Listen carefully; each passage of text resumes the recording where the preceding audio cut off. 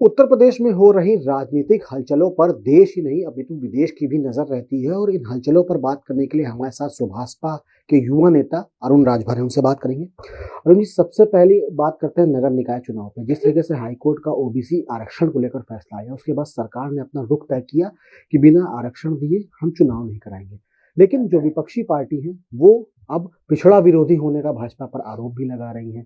क्या लगता है इन नगर निकाय चुनाव को लेकर आपकी क्या प्रतिक्रिया है? देखिए, गलती तो सरकार की थी। जिस तरीके से हलफनामा दायर किया था हाई कोर्ट में, और कोर्ट ने भी जो फैसला दिया कि ओबीसी आरक्षण के बिना चुनाव कराए सरकार, तो ये तो संभव था ही नहीं।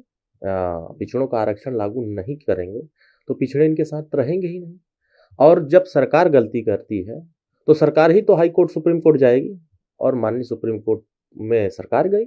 तो कहीं न कहीं ये सरकार की खामियां थी, उनकी तैयारियों की खामियां थी, और उसको दुरुस्त करने के लिए हम तो, हमारी पार्टी सुहेलदेव भारतीय समाज पार्टी, ये बार-बार कह रही थी। देखिए, जो सुप्रीम कोर्ट कह रहा है वही बात माननीय ओम प्रकाश राजभर जी कह रहे हैं।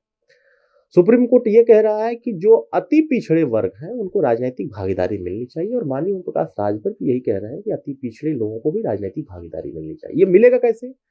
जब 27% आरक्षण 90 से लागू है और आज जब 29-30 साल होते जा रहा है, आज तक इतने वर्षों तक राजनीतिक फायदा सिर्फ 12 जातियों को क्यों मिल रहा है पिछड़ी वर्गों में? और ये श्री अखिलेश यादव जी ढोंग रच रहे हैं पिछड़े हितैषी बनने का। बहन जी दलित हितैषी बनने का ढोंग रच रही है। कांग्रेस पार्टी पिछड़े हितैषी होने का नाटक कर रही है। तो ये तो स्पष्ट हो गया ना कि सभी पार्टियों ने अति पिछड़ों को ध्यान नहीं दिया, और उसी का खामियाजा रहा कि जब हम 2017 में 2001 में जब तत्कालीन मुख्यमंत्री श्री राजनाथ सिंह जी थे, तो उन्होंने हुकुम सिंह जी की अध्यक्षता में एक कमेटी बनाई थी, सामाजिक न्याय समिति की रिपोर्ट। उसमें यह था कि सामाजिक, शैक्षणिक और राजनीतिक भागीदारी अति पिछड़ों को कितना मिला है।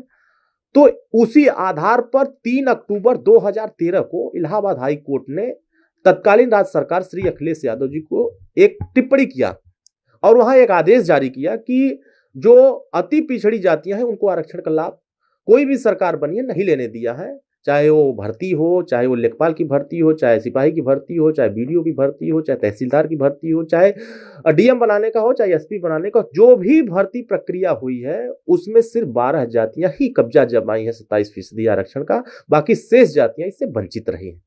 अब श्री अखिलेश यादव जी जिस तरीके से बयान दिए हैं, वो तो मुझे लगता है कि सबसे बड़ा अगर दुश्मन अति पिछड़ों का कोई है तो वो श्री अखिलेश यादव जी है, और दलितों का सबसे बड़ा दुश्मन कोई है तो सिर्फ बहन जी है। वजह इस बात से है, हम नहीं कह रहे हैं, इलाहाबाद हाईकोर्ट इस बात को कह रहा है कि जो मजबूत जातियां हैं, अब देखिए इसमें स्पष्ट टिप्पणी में यादव, अहिर, ग्वाल और जाट, ये अपनी आबादी से ज्यादा आरक्षण का लाभ, ये तो मैं नहीं कह रहा हूं, ये 2001 की सामाजिक न्याय समिति की रिपोर्ट कह रहा है, और इसका फैसला आया 2013 में, तत्कालीन सरकार श्री अखिलेश यादव जी के था। अगर उसी समय इस चीज को कर दिए होते तो आज अति पिछड़ों के साथ कोई भी सरकार नाइंसाफी नहीं करती।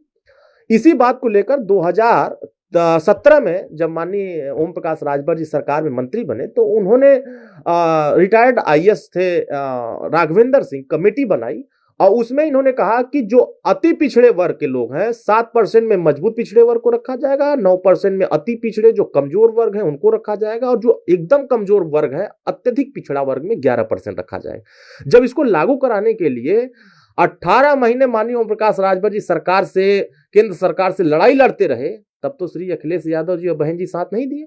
तो ये कैसे कह सकते हैं कि ये पिछड़ों के हितैषी हैं? यही तो असली पिछड़ों के हिस्से को लूटने वाले यही दोनों पार्टियां हैं। इन्हीं के कुकर्मों की ही वजह से आज अति पिछड़े भुगत रहे हैं, उनको राजनीतिक फायदा नहीं मिल रहा है। और सुहेलदेव भारतीय समाज पार्टी यह बार बार कह रही है कि जो माननीय सुप्रीम कोर्ट कह रहा है वही बात सुहेलदेव भारतीय समाज पार्टी कह रही है, और इसी फैक्टर को अगर सरकार लागू कर देती है, जैसे आयोग बनाया है, उसी आयोग में, पिछड़ा वर्ग आयोग में सामाजिक न्याय समिति को समाहित करें, और जो सर्वे करने के लिए जो कमेटी बनी है उस अध्यक्षता में ये पूरे 75 जिलों का सर्वे करा करके दोनों इंक्लूडेड कर दे, सामाजिक न्याय समिति की रिपोर्ट भी और जो नई राज्य ने पिछड़ा वर्ग आयोग बनाया है उसमें समाहित कर दे। तो मुझे लगता है कि हर वर्ग, चाहे वो पिछड़े वर्ग हो, चाहे अति पिछड़े वर्ग हो, चाहे अपर कास्ट हो, चाहे दलित हो, हर वर्ग को उनके अनुपात में उनको बराबरी का अधिकार मिलेगा, उनको भी राजनीतिक अधिकार मिलेगा। लेकिन इसका विरोध अगर कोई करता है बहुत मजबूती से, तो वो पटेल कर रहा है, यादव कर रहा है,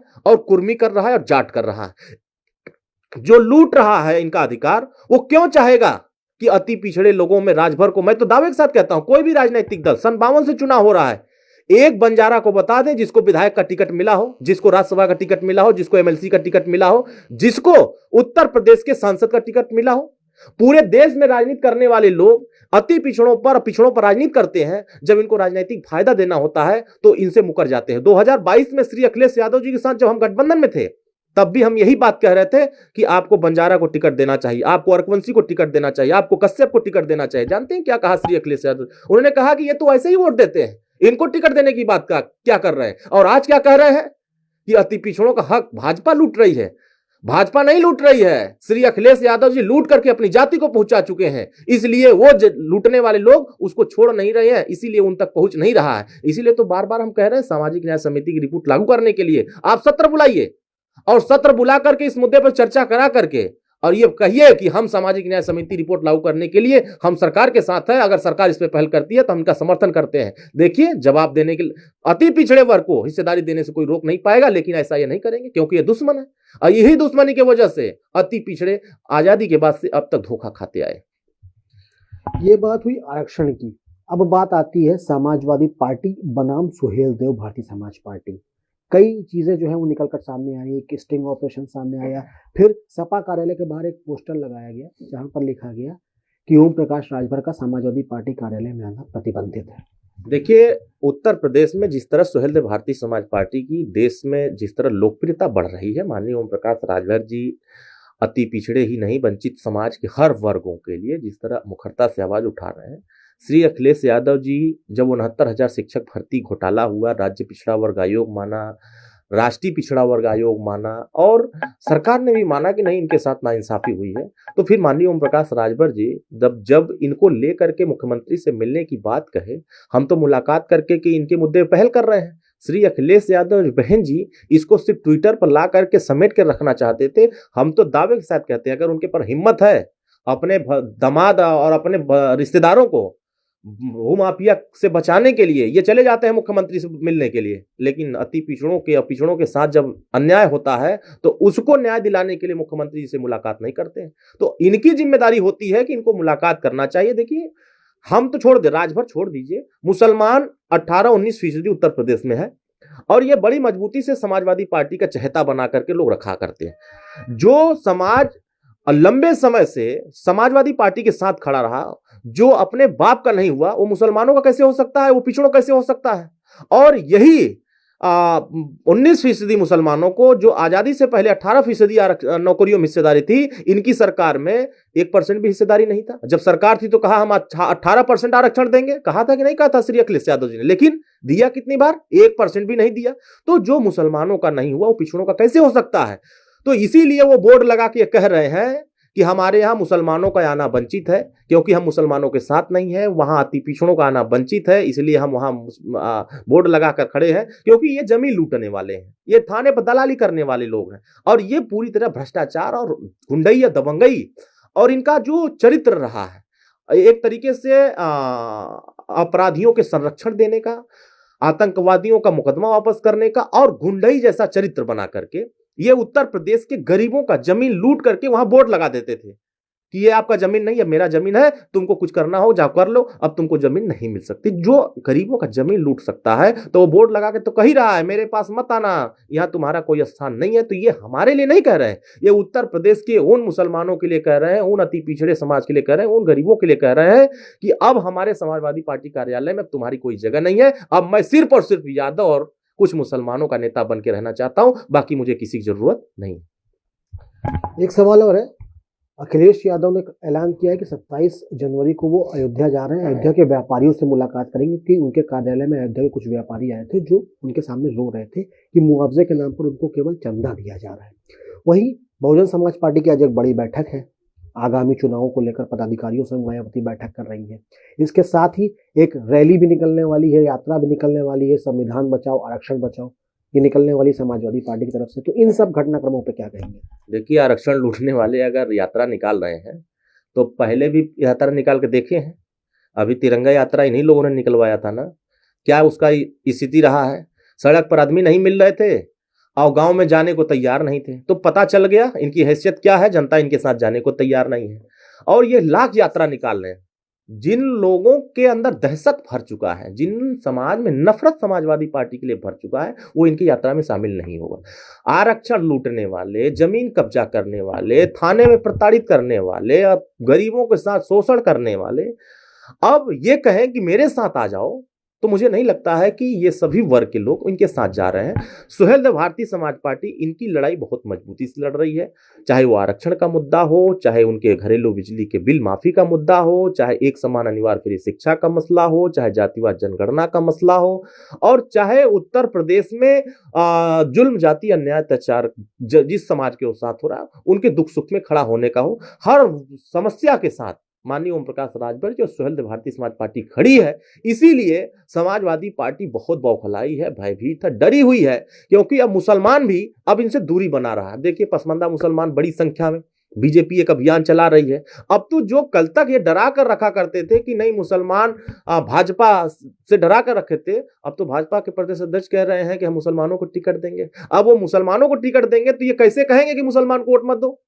तो कहीं ना कहीं अब वो चीजें जो खाई पैदा किया गया था नफरत की, उसको पाटने का प्रयास कहीं ना कहीं हो रहा है। आने वाले समयों में ये लाख यात्रा निकालने, इनके यात्रा में अब कोई जाने को तैयार नहीं है। अब ये सिर्फ यादव का यात्रा निकाले तो मुझे लगता है कि इनके साथ 4-6 यादव खड़े हो जाएं, बाकी लोग वो भी कहीं रास्ता तलाश रहे हैं। गरीब यादव भी इनसे दुखी है, क्योंकि उनके साथ ये नहीं खड़े होते हैं, सिर्फ मजबूत यादव के साथ खड़े होते हैं। इसीलिए समाजवादी पार्टी पिछड़ों के नाम पर सिर्फ यादव की पार्टी बन करके अब उत्तर प्रदेश में रहेगी। बाकी सभी वर्ग सुहेलदेव भारतीय समाज पार्टी और अन्य पार्टियों के साथ खड़े नजर आएंगे। और जिस तरह आपने कहा बहन जी का मसला है, देखिए अब बहन जी ट्विटर की नेता हो गई।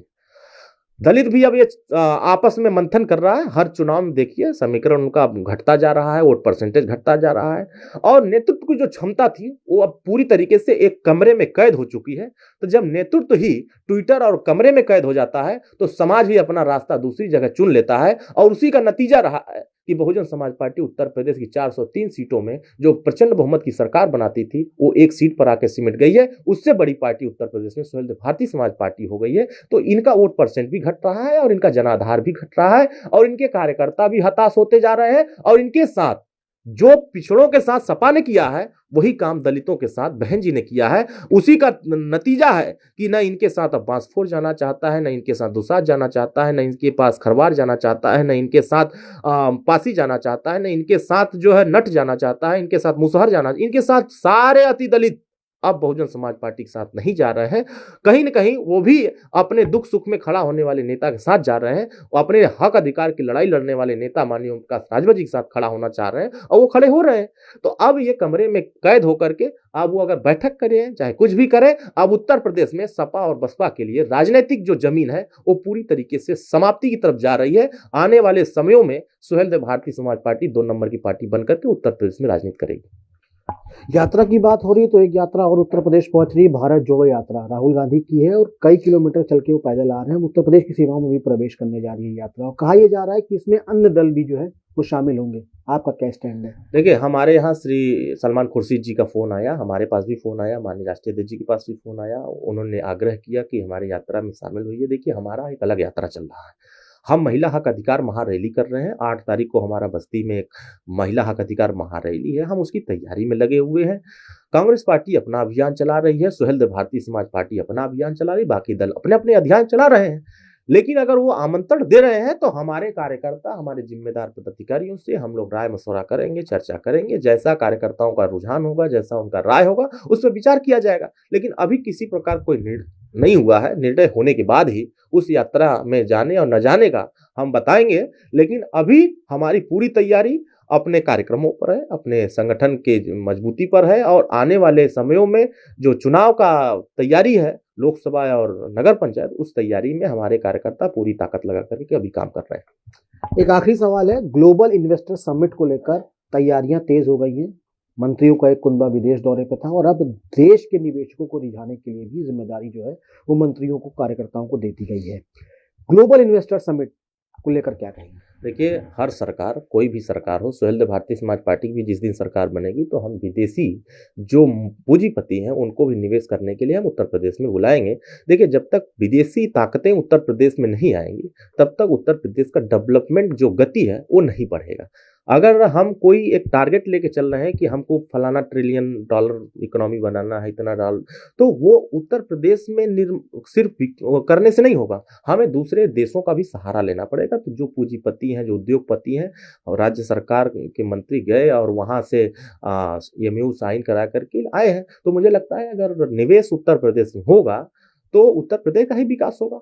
हर सरकारें विकास के लिए ही सोचती हैं, तो विकास के लिए जो अंतिम विकास होता है, चाहे वो शिक्षा का हो, स्वास्थ्य का हो, और चाहे वो बिजली का हो, और चाहे सड़क का हो, तो जो बुनियादी समस्या जनता की आज पूरे देश में अगर देखा जाएगा तो अमीरों का कर्जा माफ होता है। चाहे केंद्र सरकार हो चाहे राज्य सरकार हो, अमीरों का कर्जा माफ करती है। लेकिन आज पूरे उत्तर प्रदेश में हमने सर्वे किया है और हम सब जो कार्यक्रम चलाते हैं, हमने सावधान यात्रा चलाया, देखा उसमें, तो हर सभा में ये खबर आती थी कि लोग ये कहते थे कि घरेलू बिजली का बिल हमारा क्यों नहीं माफ हो रहा है, हम कम बिजली का उपयोग करते हैं लेकिन हमारा बहुत बिजली का बिल आ रहा है।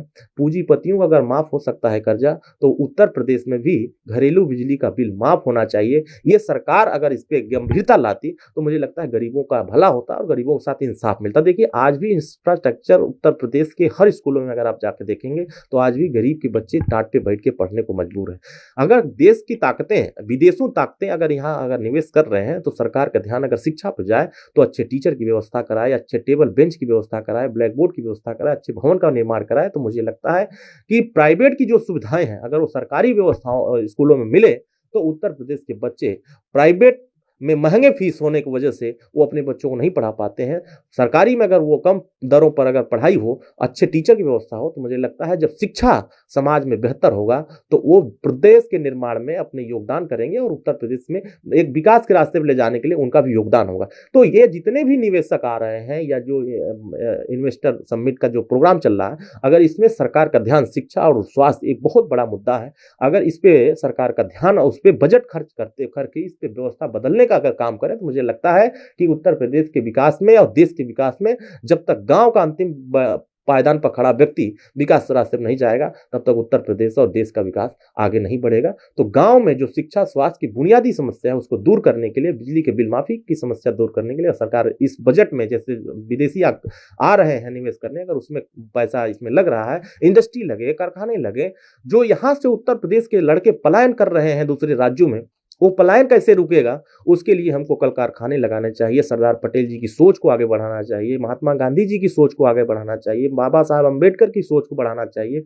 महाराजा सुहेलदेव राजभर की सोच को आगे बढ़ाना। उनका सोच यही था कि छोटा छोटा प्रदेश होगा, कुटीर उद्योग लगेगा, वो कच्चा माल सरकार देगी, तैयार माल सरकार खरीदेगी, और वही माल हमारे उत्तर प्रदेश या देश के सभी नौजवानों को, एक बेरोजगारी एक बड़ी समस्या है ना, उसको अगर रोजगार का अवसर मिले तो ये पलायन करने को भी मजबूर नहीं। तो सरकार रोजगार, शिक्षा, स्वास्थ्य और बिजली पर अगर ध्यान दे तो मुझे लगता है कि इस इन्वेस्टर मीट का असली अमली जामा और असली इसका मकसद तभी सफल होगा जब गांव के अंतिम कतार में खड़े हुए लोगों का भला होगा, तभी इसका समाज में और प्रदेश के विकास में गति पकड़ेगी। बहुत बहुत शुक्रिया हमसे बात करने के लिए। अरुण राजभर है, जिनका साफ तौर पर यह कहना है, अगर पिछला की बात की जाए तो सबसे ज्यादा जो पार्टी समाजवादी पार्टी है, उन्होंने उनका हक छीना और दलितों का हक छीनने वाली मायावती है। और साथ ही साथ अन्य मुद्दों पर भी उनसे बात हुई, जिसपे सबसे बड़ा मुद्दा था ग्लोबल इन्वेस्टर समिट, जिसको लेकर इन्होंने कहा है कि सरकार अगर शिक्षा स्वास्थ्य पर ध्यान दे तो शायद आने वाला समय उत्तर प्रदेश के लिए बेहतर होगा। वीडियो अनुराग के साथ अभिषेक पांडे, लखनऊ। यूपी और देश दुनिया की तमाम ताजा तरीन खबरों के लिए गूगल प्ले स्टोर से आज ही डाउनलोड करें हमारा तेजी से उभरता न्यूज ऐप डेली इंसाइडर।